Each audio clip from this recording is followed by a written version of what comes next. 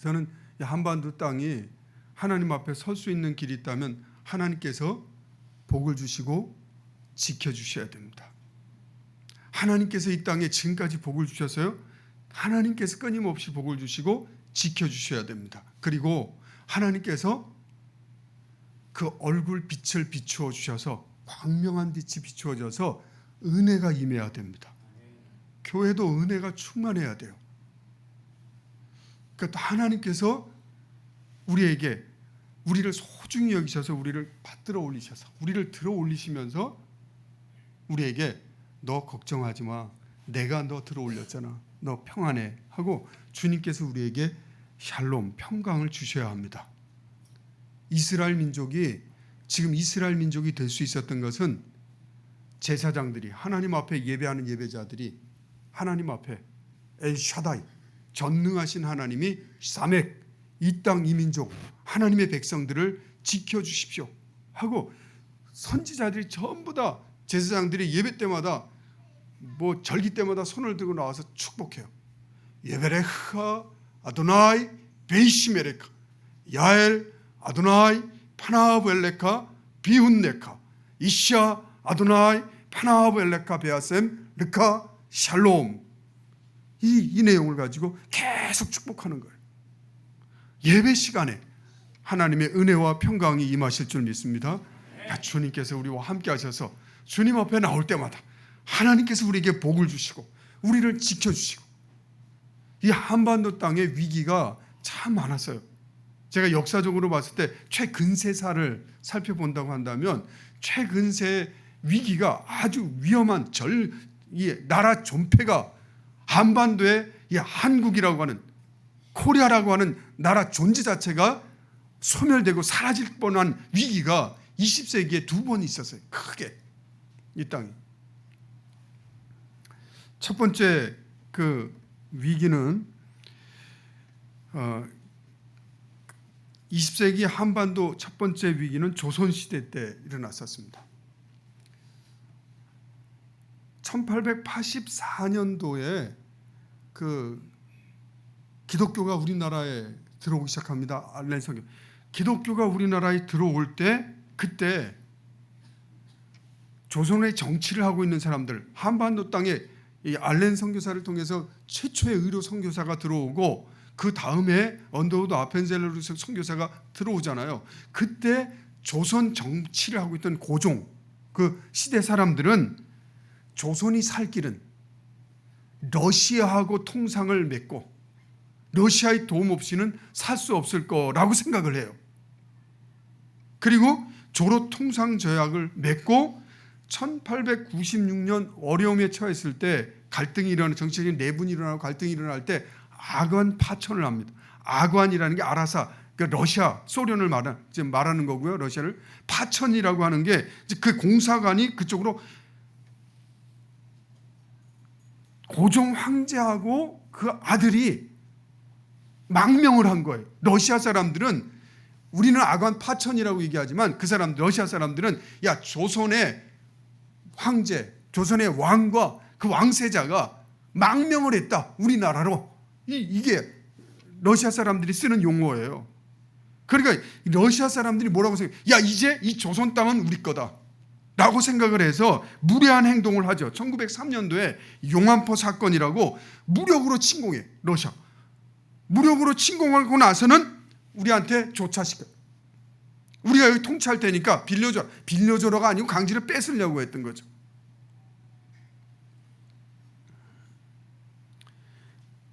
러일 전쟁이 안 일어났으면 러시아가 먼저 조선을 점령해 버렸을 거예요. 러일 전쟁이 일어나서 일본한테 지잖아요. 러시아가 싸우면서. 지고 나니까 공사를 철수하면서 앞으로 일본이 조선 너희들이 지배해. 그러니까 내가 지배하려고 했는데 안 됐으니까 이제 일본 너희들이 지배해, 이런 거예요. 그리고 이때 일본은 세계사를 읽고 있었어요. 그 세계 20세기가 흘러가는 시대를 읽으면서 어느 나라와 동맹을 맺어야 되는지를 알고 있었단 말이에요. 그때 일본이 맺은 동맹 국가가 영국하고 동맹을 맺었고 미국하고 동맹을 맺었어요. 그래서 일본이 영국과 동맹을 맺고 1902년도, 1905년도 일본 사람들한테 영국 사람들이 우리가 조선을 침략한다고 한다면, 뺏은다고 한다면 영국이 지지해주고 지원해주겠다 하는 것을 동맹을 맺어요. 미국하고도 가즈라-테프트 조약을 1905년에 맺는데, 가즈라-테프트 조약은 일본 사람들이 조선을 지배하고 미국이 필리핀 쪽을 지배할 때 그냥 서로 양해하자, 그렇게 하자. 그러니까 미국도 일본이 조선 땅을 너희들이 점령할 수 있는 우월권을 인정한다. 이 조약이, 이런 조약들이 일본은 맺고 있을 때 우리는 뭘 해야 될지 모르고, 정치하는 사람들이 고종무로부터 시작 뭘 해야 될지 모르고 우왕좌왕하고 있었다고요. 결국은 어떻게 됩니까? 나라를 완전히 뺏겨서 조선이 없어질 뻔했잖아요. 언어고 문화고 옷이고 우리는 다 일본 사람 될 뻔했잖아요.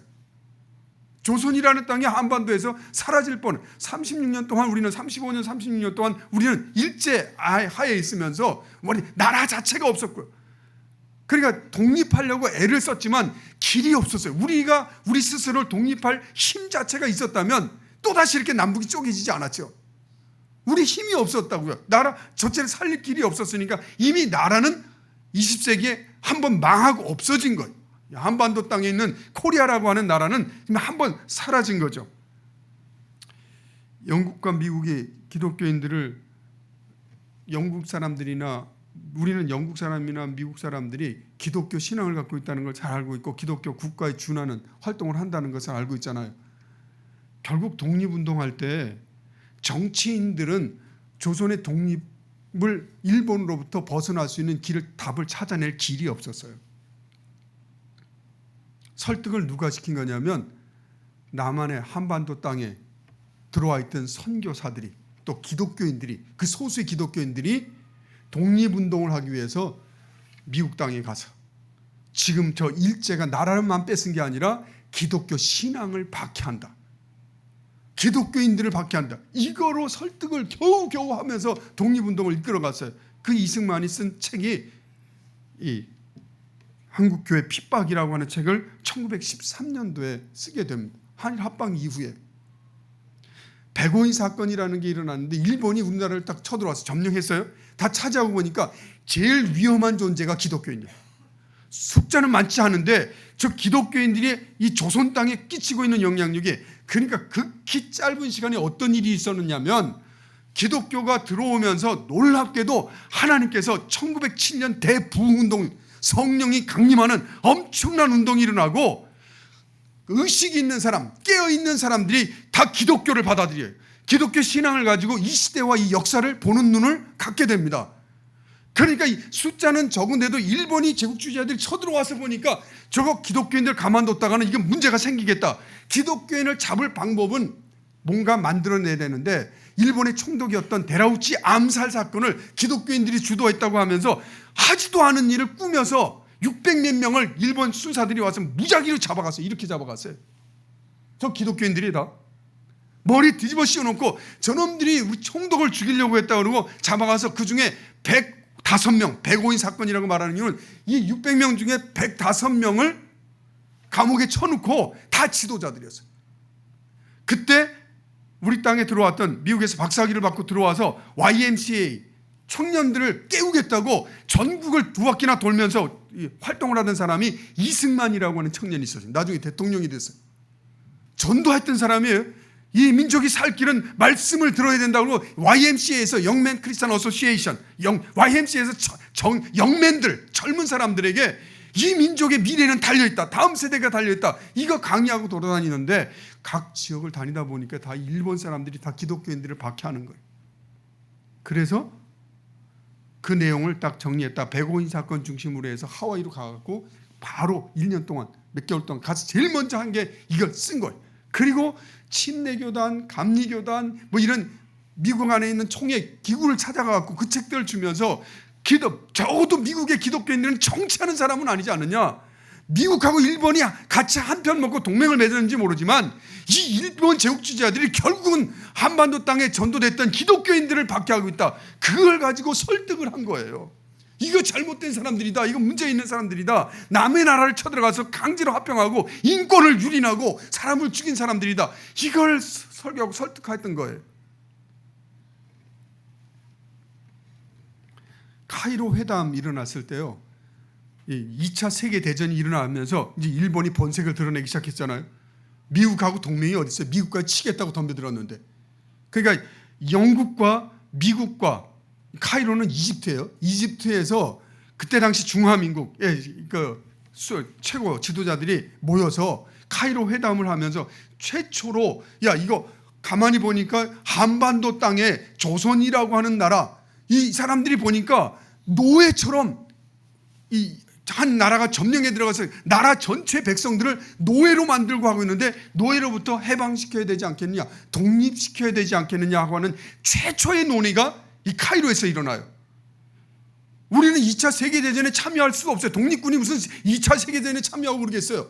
그러니까 결국은 영국과 이 카이로 회담에서 이 전쟁에서 끝났을 때 이미 대세는 기울어졌어요. 일본과 독일과 이제 이길 수가 없어.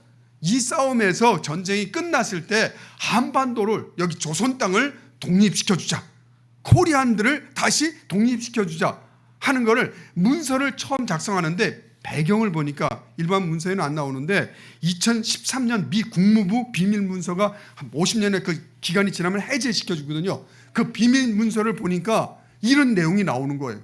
어떤 내용이냐면, 중국 사람들이 우리나라를 어떻게 생각합니까? 끌어안아서 자기 나라 만들고 싶어 하지. 동북공정이 뭔데요? 고구려 역사 다 자기들 걸로 가져가 버리는 거예요.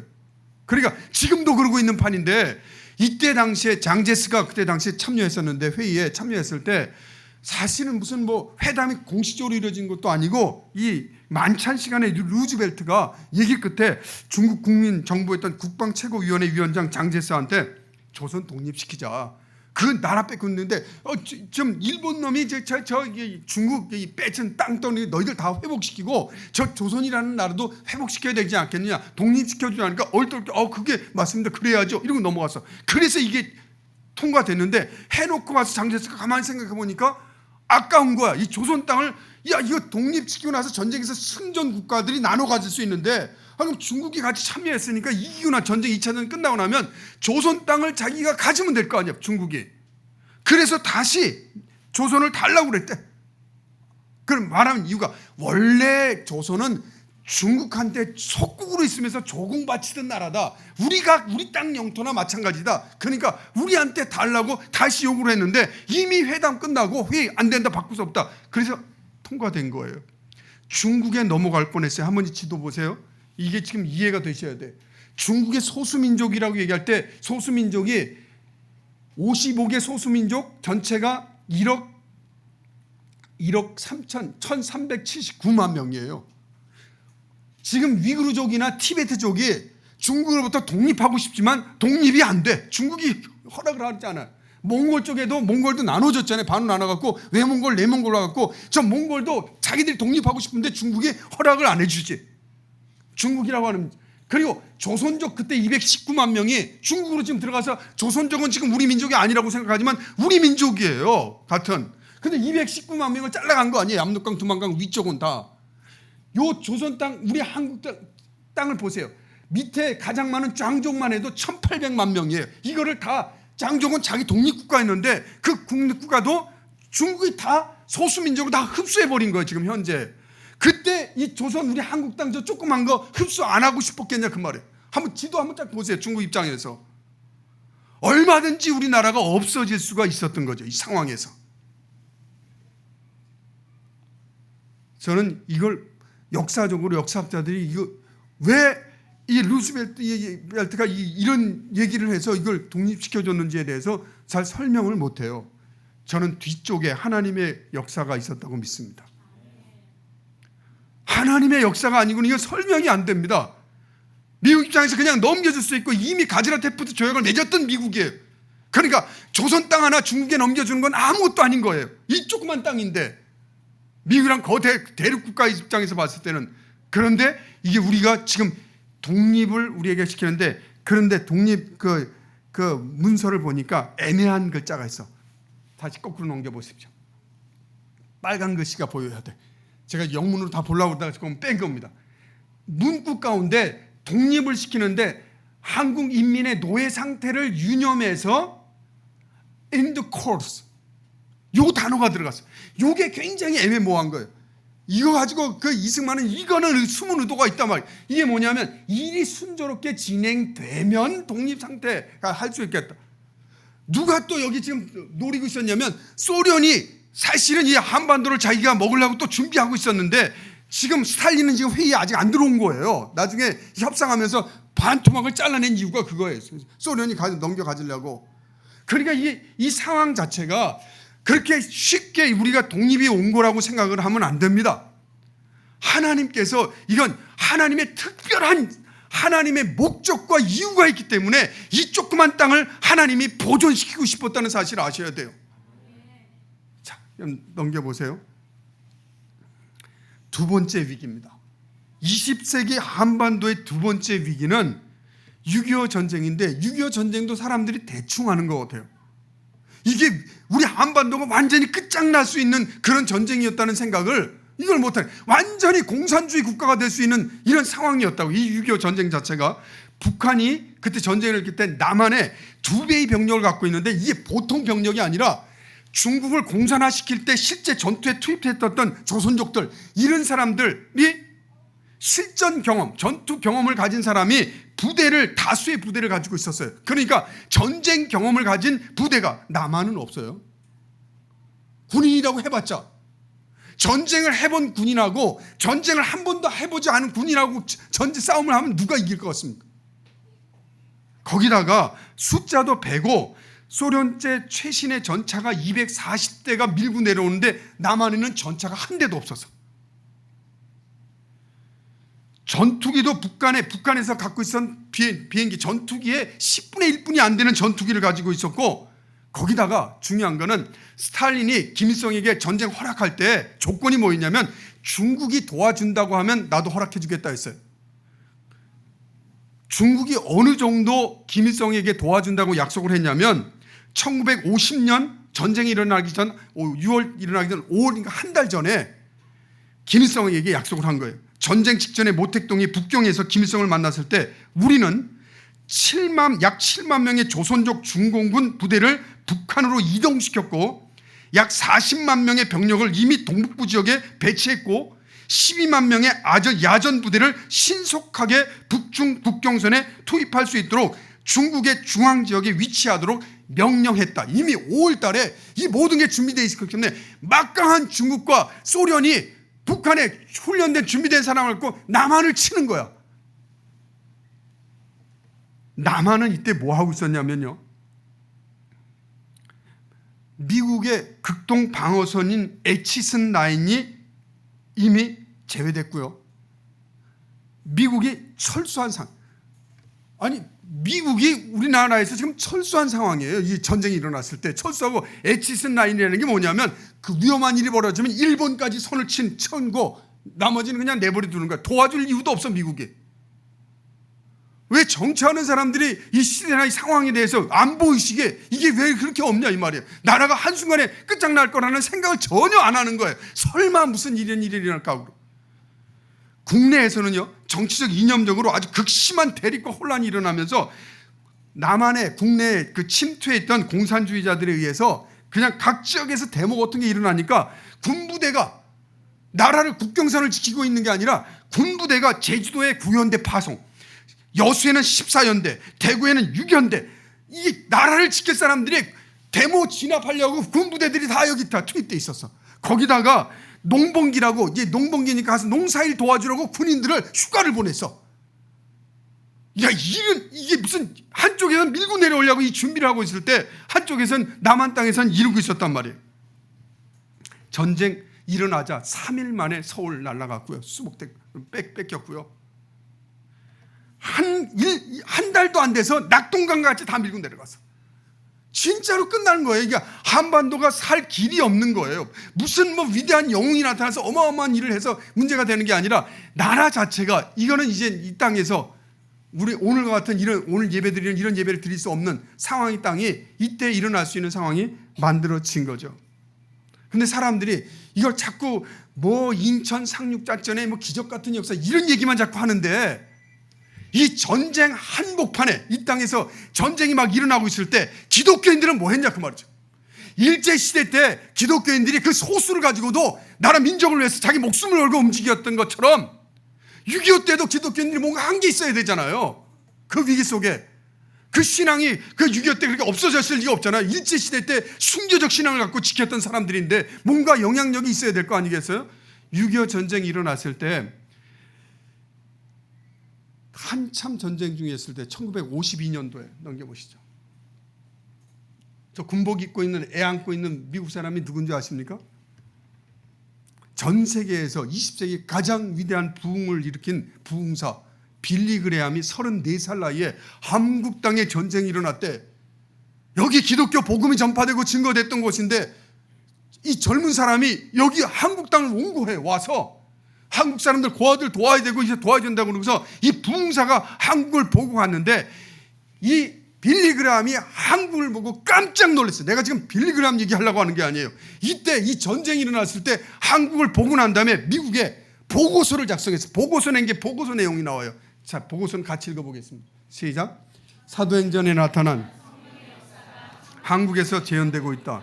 당신들이 선교한 한국 장로교 안에서 현재 일어나고 있다. 만일 오늘 사도행전에 기록된 오순절 성령의 역사를 믿을 수 없다면 지금 한국에 가보라.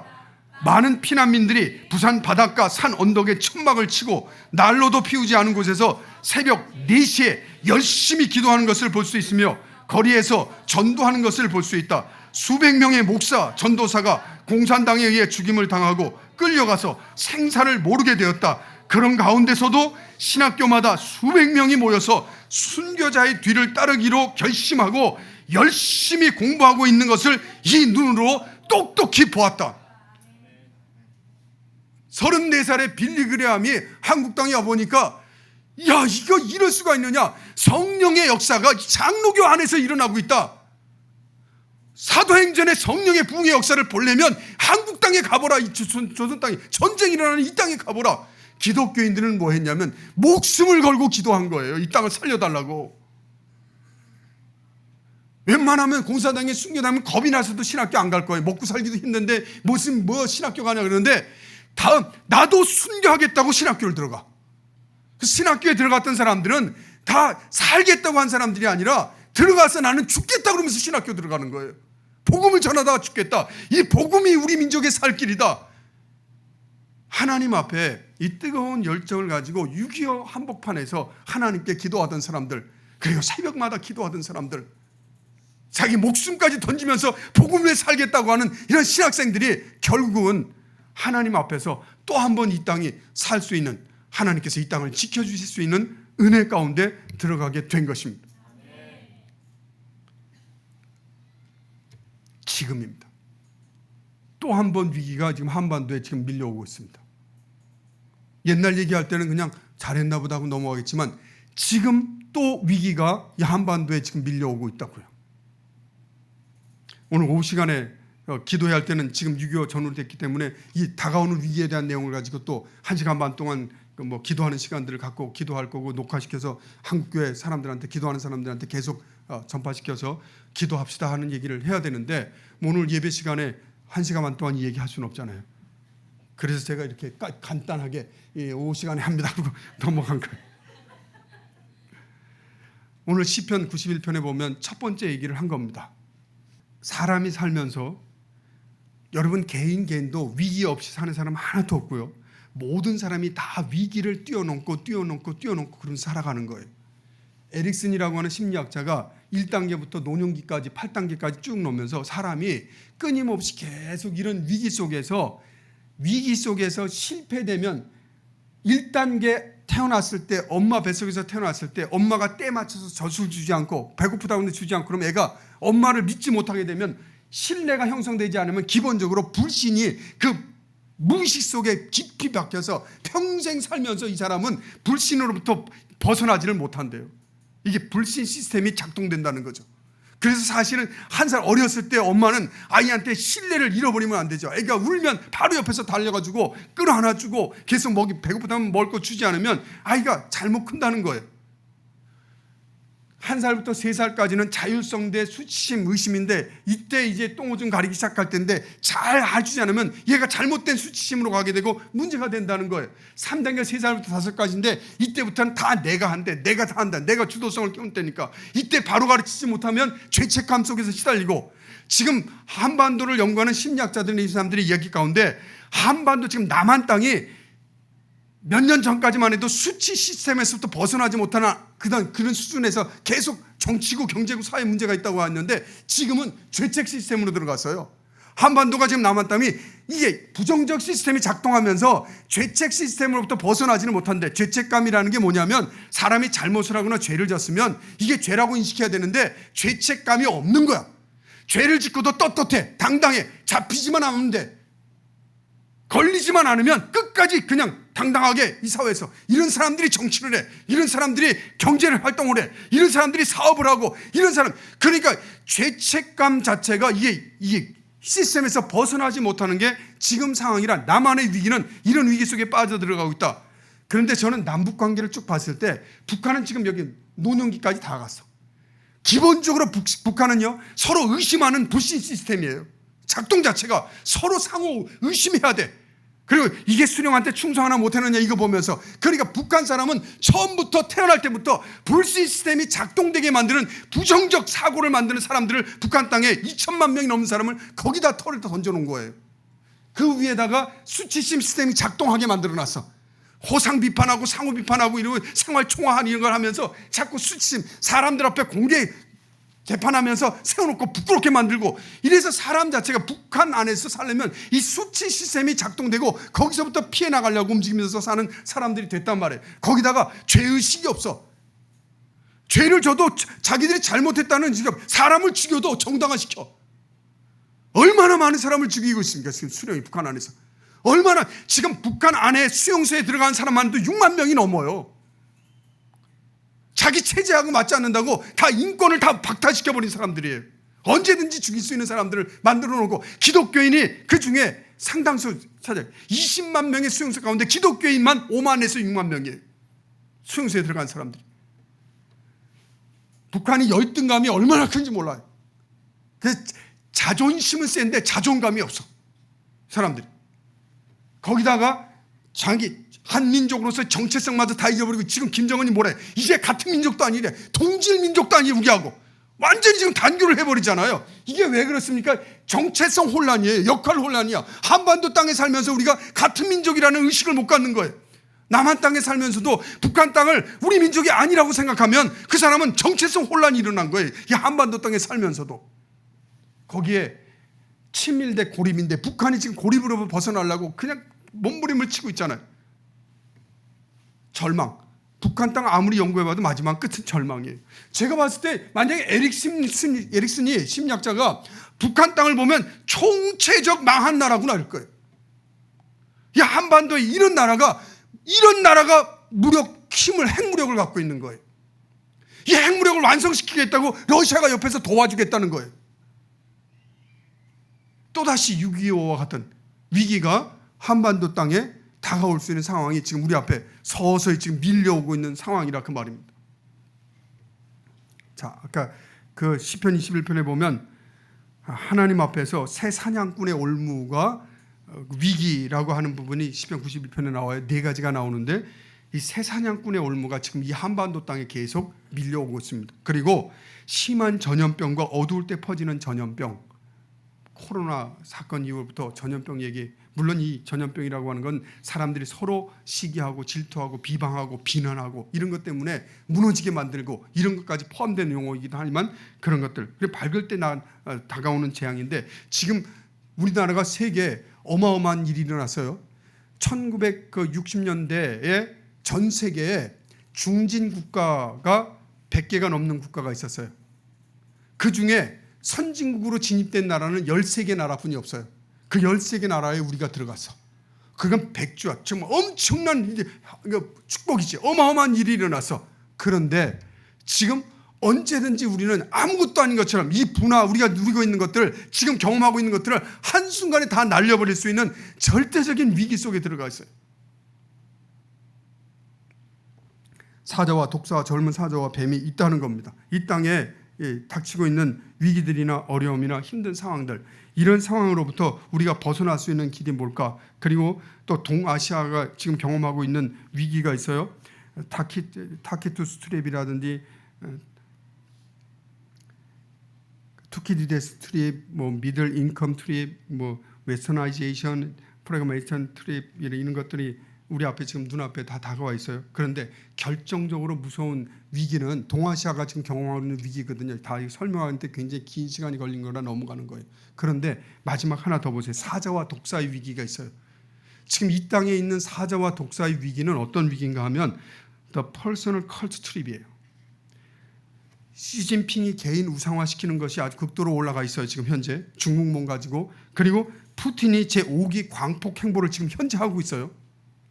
다시 푸틴이 힘을 가지고 김정은 우상화가 이게 정말 말도 안 될 정도로 지금 끝을 치닫고 있어요. 즉 북한을 자세히 안 들여봐서 그렇지 김일성, 김정일보다 김정은이 지금 더 높이 올라가서 북한 땅에서 우상화 정도가 이게 어디까지 끝인가 모를 정도로 올해는 거의 완성도 뛰어넘었어. 작년에 내가 봤을 때 완성이었는데 우상화 완성을 더 뛰어넘고 있으니까 아주 절대적인 힘을 지금 갖고 있는 게 지금 김정은이 하고 있는 행동들이에요. 그래서 이 위기 극복에 제일 중요한 것은 전능하신 하나님을 의뢰하는 신앙이에요. 나를 지키시는 하나님을 믿는 신앙이에요. 적어도 이 땅을 지켜주실 수 있는 분. 20세기에 그 완전히 버려도 되는 땅인데 이 역사 속에 사라져도 충분히 사라질 뻔한 땅이었는데 하나님께서 왜 지금까지 여기 놔두셨어요? 이 땅이 오늘 여기까지 오게 하신 이유가 어디에 있을까를 한번 잘 생각해 보시죠. 기독교 신자들이 이 땅을 지켜내면서 우리가 오늘날까지 여기까지 오게 하신 이유는 또 한 번의 이 큰 위기가 닥쳐올 때 우리가 할 역할이 있기 때문에 그래요.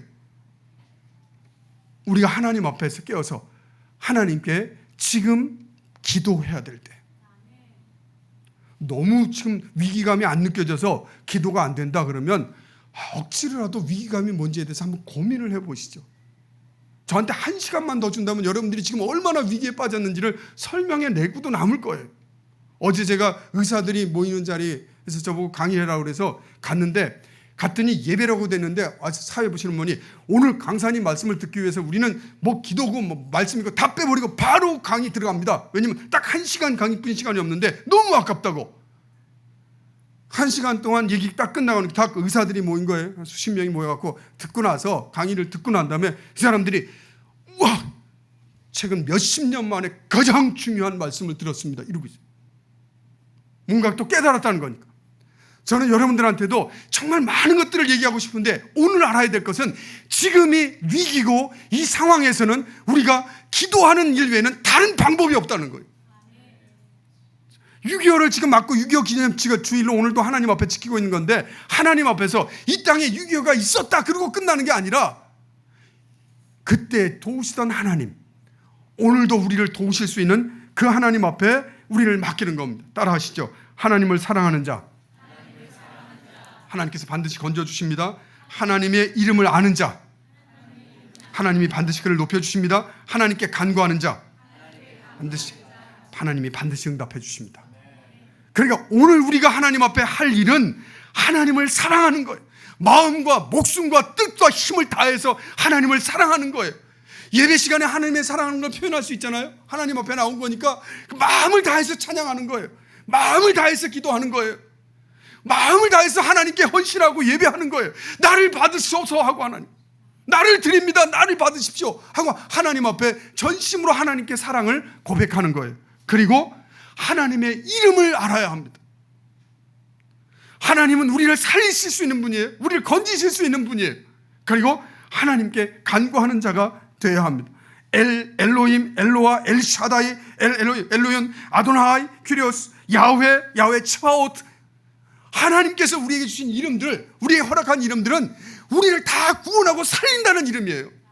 천지를 창조하신 하나님의 이름이 엘로힘 하나님이에요. 우리를 구원하신 하나님의 이름이 야훼 하나님이에요.